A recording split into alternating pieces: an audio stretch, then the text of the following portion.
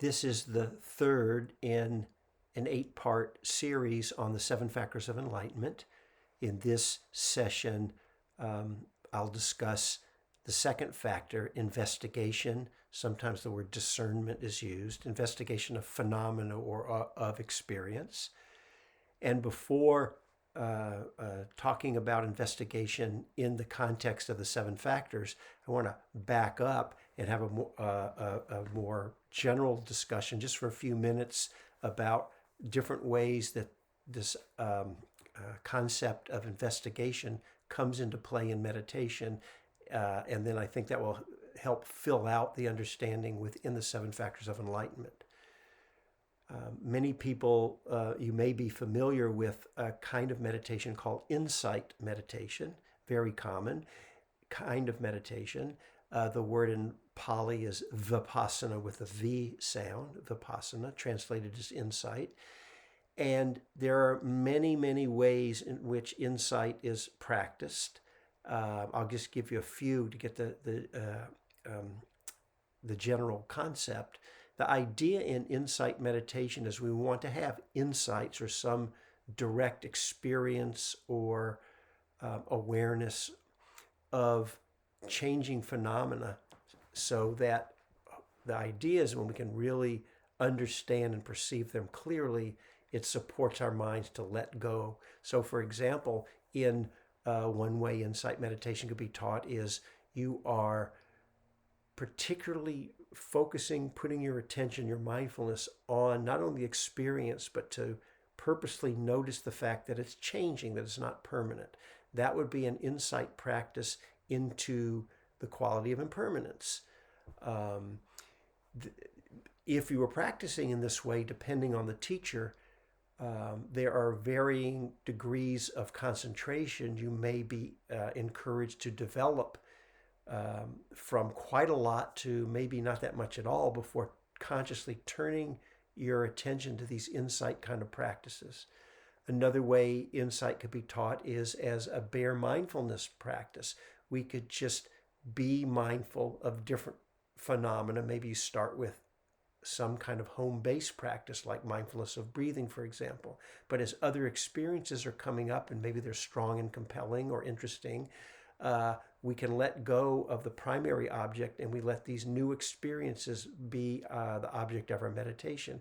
Practicing in this way, perhaps you would shift from being with your breath, perhaps some body ache comes up for a while, you would stay mindfully with the body ache. You might shift to moods, emotions, thoughts, other body sensations, coming back to the primary home-based practice of the breath. This could be an example. I know I'm going through this rather quickly, but I just want to get the feeling. There may be other ways in which you've been taught what we call insight meditation. It can be a bare mindfulness practice, or we can actually incline the mind looking for insights.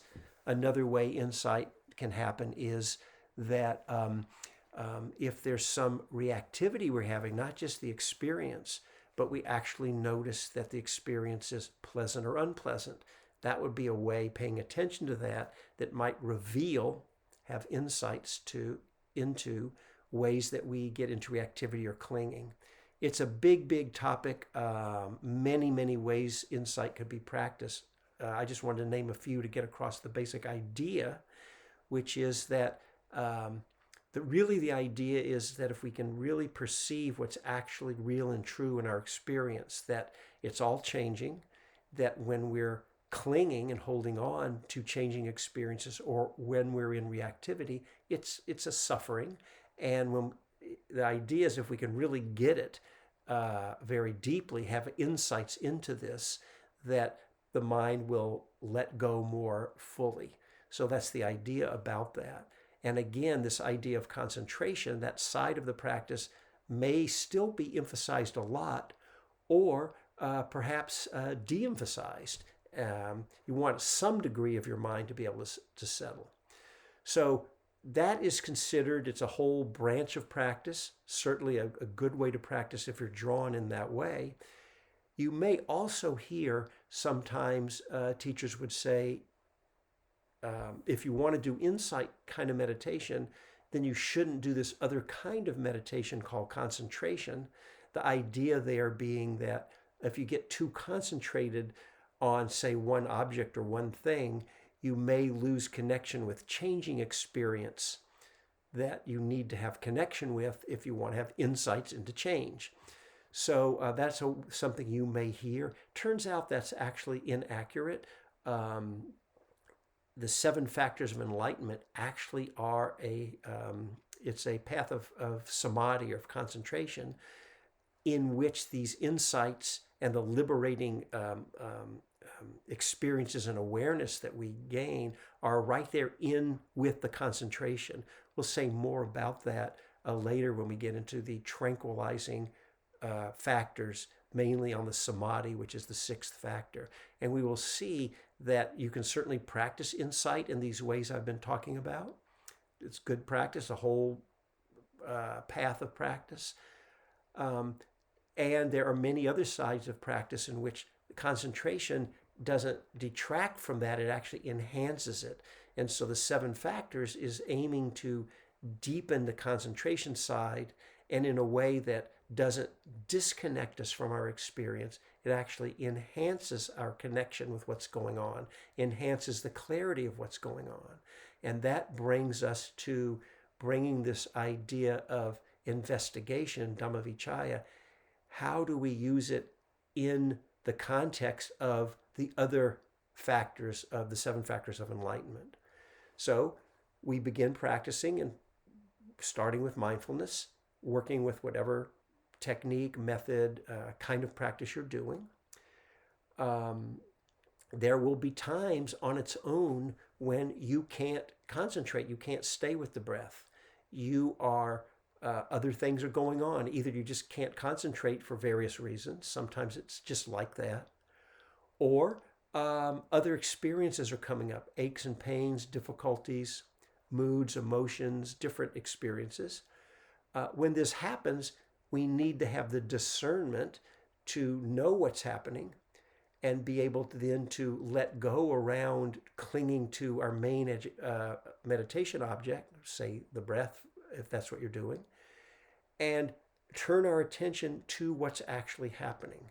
Again, this can just happen. It will happen on its own, and we need to be ready and open to work with it when it does. This is when the discernment part comes in. So we may direct our attention, this investigation of phenomena, into just being with what's happening. Hang out with it. Put our attention on this body ache or this mood or emotion. And not only getting to know the qualities of it, but also that can open up some awarenesses in how we are relating. This is also part of the investigation. We have discernment into how am I relating with what's happening? Am I in some kind of reactivity, or am I more able to be with it and let it be? That's bringing in the equanimity factor, right? And not have reactivity. And we might hang out with that for a while until you are you just feel like you need a break and want to come back to your breath, or until maybe you can just naturally concentrate again and you just find yourself back more connected with your primary meditation object. You're back more on the concentration side of the practice, and you'll continue in that way. So we're always kind of moving, surfing back and forth between staying with our main meditation object and then times when we have to know and have in our toolkit the ability to work with other experiences that may be going on. So that whole side of how the of the investigation comes into this 7 factors of enlightenment, that's the aspect where it just can happen on its own. But there's also times we need to be able to consciously bring in the investigation side, where even if it doesn't happen on its own, sometimes, for example, if we feel like some of the, I mentioned before that the factors can balance each other. There's energizing and balancing factors. Well, we have to have the discernment to know what's happening. It's the mindfulness working with the investigation side, and we're aware. And so then we also, through experience, need to sort of feel into it what might help us to balance things out. So that's another way which we can consciously bring in the investigation side.